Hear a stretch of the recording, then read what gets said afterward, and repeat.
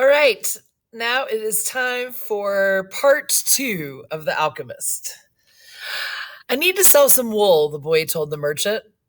The shop was busy, and the man asked the shepherd to wait until the afternoon. So the boy sat on the steps of the shop and took a book from his bag. I didn't know shepherds knew how to read, said a girl's voice behind him. The girl was typical of the region of Andalusia, with flowing black hair and eyes that vaguely recalled the Moorish conquerors. Well, usually I learn more from my sheep than from my books, he answered. During the 2 hours that they talked, she told him she was the merchant's daughter and spoke of life in the village, where each day was like all the others. The shepherd told her of the Andalusian countryside and related the news from the other towns where he had stopped. It was a pleasant change from talking to his sheep. How did you learn to read? The girl asked at one point. Like everybody learns, he said, in school. Well, if you know how to read, why are you just a shepherd? The boy mumbled an answer that allowed him to avoid responding to her question. He was sure the girl would never understand. He went on telling stories about his travels, and her bright Moorish eyes went wide with fear and surprise. As the time passed, the boy found himself wishing that the day would never end, that her father would stay busy and keep him waiting for 3 days. He recognized that he was feeling something he had never experienced before, the desire to live in one place forever. With the girl with the raven hair, his days would never be the same again. But finally, the merchant appeared and asked the boy to shear the 4 sheep. He paid for the wool and asked the shepherd to come back the following year. And now it was only 4 days, so that was a flashback. And now it was only 4 days before he would be back in that same village. He was excited and at the same time uneasy. Maybe the girl had forgotten him. Lots of shepherds passed through selling their wool. It doesn't matter, he said to his sheep. I know other girls in other places. But in his heart, he knew that it did matter. And he knew that shepherds, like seamen and like traveling salesmen, always found a town where there was someone who would make them forget the joys of carefree wandering. The day was dawning, and the shepherd urged his sheep in the direction of the sun. They never have to make any decisions, he thought. Maybe that's why they always stay close to me. The only things that concerned the sheep were food and water. As long as the boy knew how to find the best pastures in Andalusia, they would be his friends. Yes, their days were all the same, with the seemingly endless hours between sunrise and dusk. And they had never read a book in their young lives and didn't understand when the boy told them about the sights of the cities. They were content with just food and water. And in exchange, they generously gave of their wool, their company, and once in a while, their meat. If I become a monster today and decided to kill them one by one, they would become aware only after most of the flock had been slaughtered, thought the boy. They trust me, and they've forgotten how to rely on their own instincts because I lead them to nourishment. The boy was surprised at his thoughts. Maybe the church with the sycamore growing from within had been haunted. It had caused him to have the same dream for a second time, and it was causing him to feel anger towards his faithful sheep companions. He drank a bit from the wine that remained from his dinner of the night before, and he gathered his jacket closer to his body. He knew that a few hours from now, with the sun at its zenith means peak, the heat would be so great that he would not be able to lead his flock across the fields. It was the time of day when all of Spain slept during the summer. The heat lasted until nightfall, and all that time he had to carry his jacket. But when he thought to complain about the burden of its weight, he remembered that because he had the jacket, he had withstood the cold of the dawn. We have to be prepared for change, he thought, and he was grateful for the jacket's weight and warmth. The jacket had a purpose, and so did the boy. His purpose in life was to travel, and after 2 years of walking the Andalusian terrain, he knew all the cities of the region. He was planning on this visit to explain to the girl how it was that a simple shepherd knew how to read, that he had attended a seminary, which is a school for religion, to become a preacher or priest, until he was 16. His parents had wanted him to become a priest and thereby a source of pride for a simple farm family. They worked hard just to have food and water, like the sheep. He had studied Latin, Spanish, and religion, theology. But ever since he had been a child, he had wanted to know the world, and this was much more important to him than knowing God and learning about man's sins. One afternoon, on a visit to his family, he had summoned up the courage to tell his father that he didn't want to become a priest, that he wanted to travel. People from all over the world have passed through this village, son, said his father. They come in search of new things, but when they leave, they're basically the same people they were when they arrived. They climb the mountain to see the castle, and they wind up thinking that the past was better than what we have now. They have blonde hair or dark skin, but basically they're the same as the people who live right here. But I'd like to see the castles and the towns where they live, the boy explained. Those people, when they see our land, said that they would like to live here forever, his father continued. Well, I'd like to see their land and see how they live, said his son. But the people who come here have a lot of money to spend so they can afford to travel, his father said. Amongst us, the only ones who travel are the shepherds. Well, then I'll be a shepherd. His father said no more. The next day, he gave his son a pouch that held 3 ancient Spanish gold coins. I found these one day in the fields. I wanted them to be a part of your inheritance, but use them to buy your flock. Take to the fields, and someday you'll learn that our countryside is the best, and our women are the most beautiful. And there's the gold. And he gave the boy his blessing. The boy could see in his father's gaze a desire to be able himself to travel the world, a desire that was still alive despite his father's having had to bury it over dozens of years under the burden of struggling for water to drink, food to eat, and the same place to sleep every night of his life. The horizon was tinged with red, and suddenly the sun appeared. The boy thought back to that conversation with his father and felt happy. He had already seen many castles and met many women. Of course, none the equal of the marketplace daughter, which awaited him several days from now. He owned a jacket, a book that he could trade for another, and a flock of sheep. But most important, he was able every day to live out his dream. If he were to tire of the Andalusian fields, he could sell his sheep and go to the sea.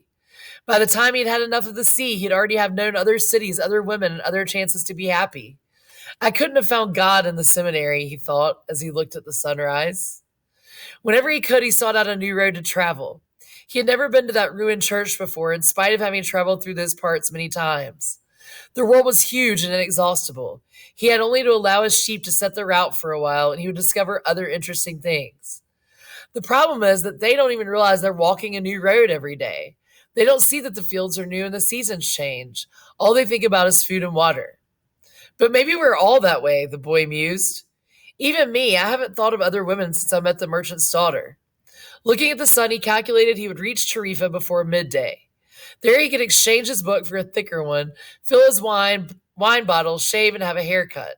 He had to prepare himself for his meeting with the girl, and he didn't want to think about the possibility that some other shepherd with a larger flock of sheep had arrived there before him and asked for her hand.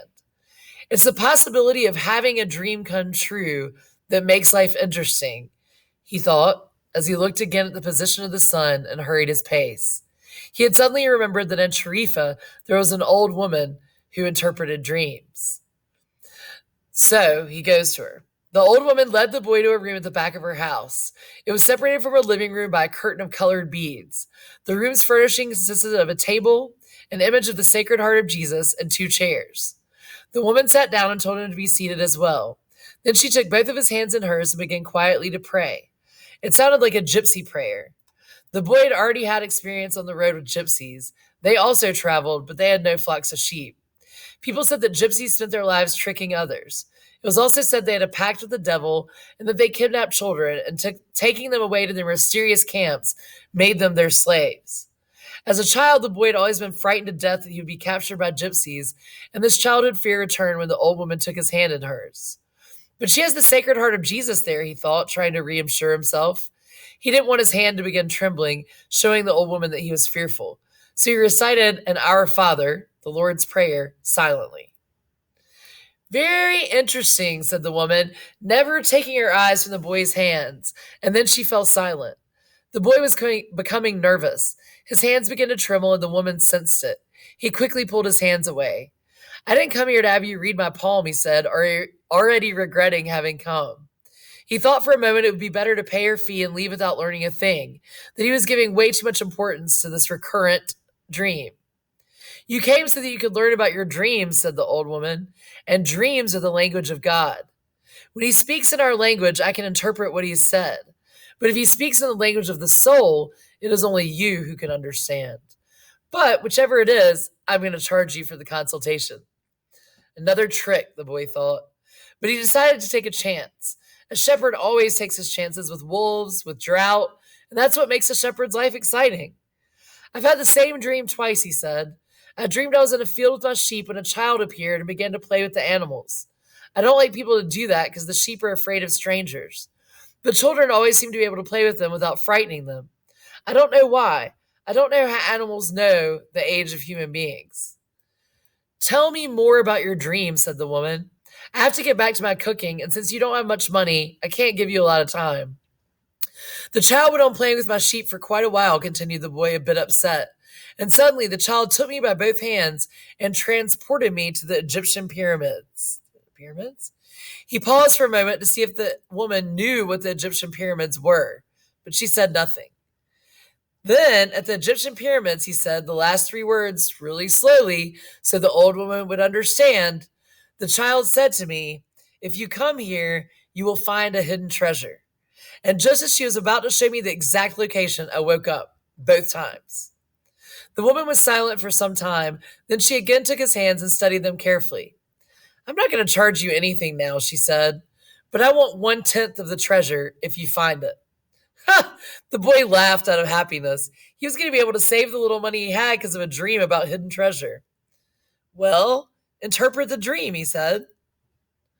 "First, swear to me. Swear that you will give me 1/10 of your treasure in exchange for what I'm going to tell you."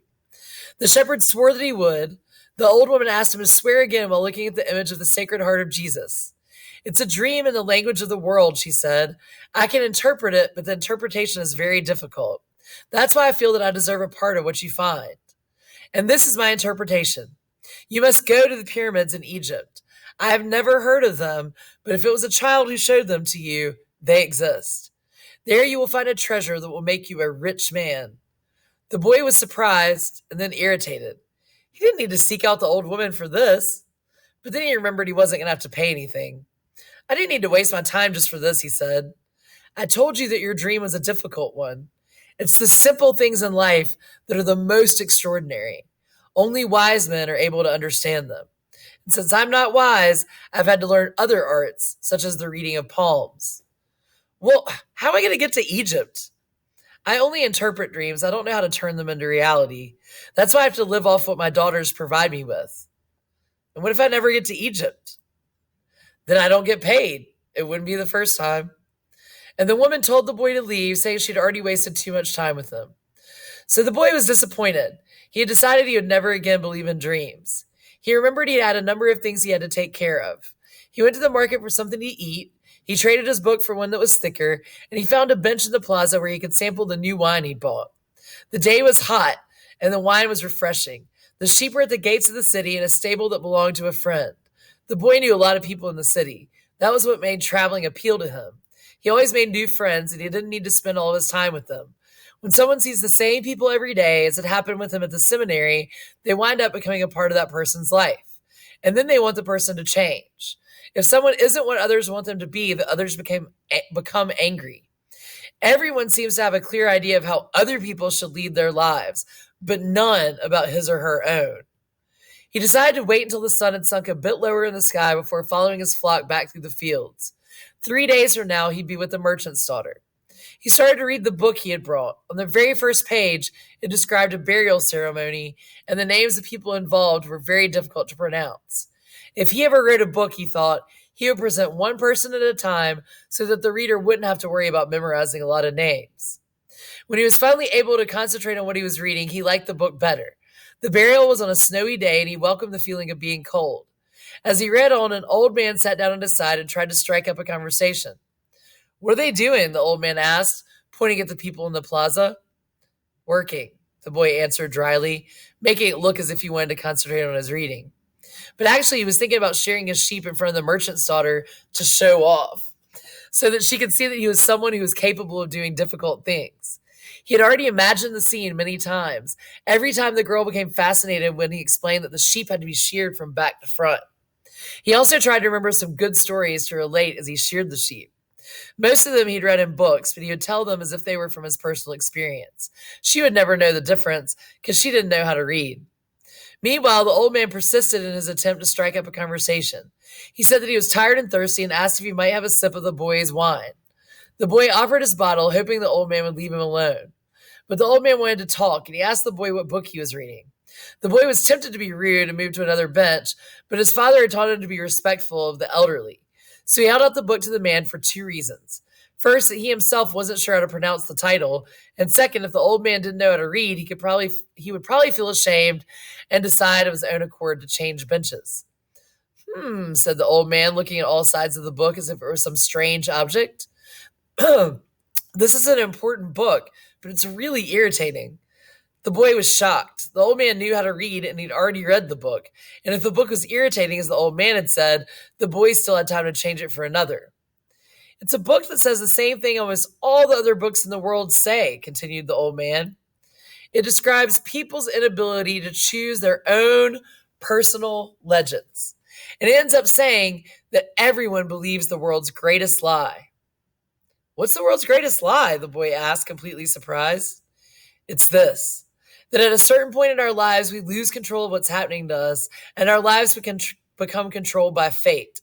That's the world's greatest lie. That's never happened to me, the boy said. They wanted me to be a priest, but I decided to become a shepherd.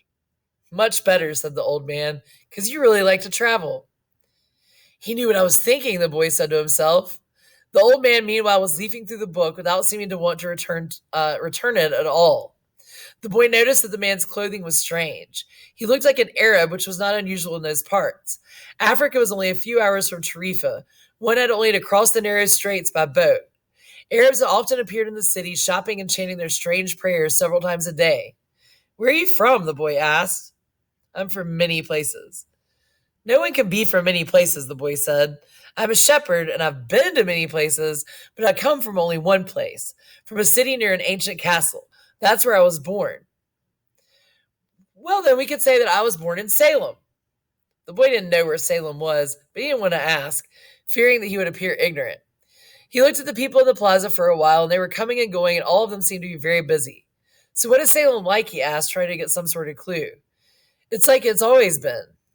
No clue yet, but he knew that Salem wasn't in Andalusia. If it were, he would have already heard of it. What do you do in Salem, he insisted. Well, what do I do in Salem? The old man laughed. Well, I'm the king of Salem. People say strange things, the boy thought. Sometimes it's better to be with sheep who don't say anything. And better still to be alone with one's books. They tell their incredible stories at the time when you want to hear them. But when you're talking to people, they say some things that are so strange, you don't even know how to continue the conversation. I think we've all felt that. My name is Melchizedek, said the old man. How many sheep do you have? Enough, said the boy. He could see that the old man wanted to know more about his life. Well, then we've got a problem. I can't help you if you feel you've got enough sheep. The boy was getting irritated. He wasn't asking for help. It was the old man who'd asked for a drink of his wine and started the whole conversation. Give me my book, the boy said. I have to go and gather my sheep and get going. Give me 1/10 of your sheep, said the old man, and I'll tell you how to find the hidden treasure. The boy remembered his dream, and suddenly everything was clear to him. The old woman hadn't charged him anything, but the old man, maybe he was her husband, was going to find a way to get much more money in exchange for information about something that didn't even exist. The old man was probably a gypsy too. But before the boy could say anything, the old man leaned over, picked up a stick, and began to write in the sand of the plaza. Something bright reflected from his chest with such intensity that the boy was momentarily blinded. With a movement that was too quick for someone his age, the man covered whatever it was with his cape. When his vision returned to normal, the boy was able to read what the old man had written in the sand.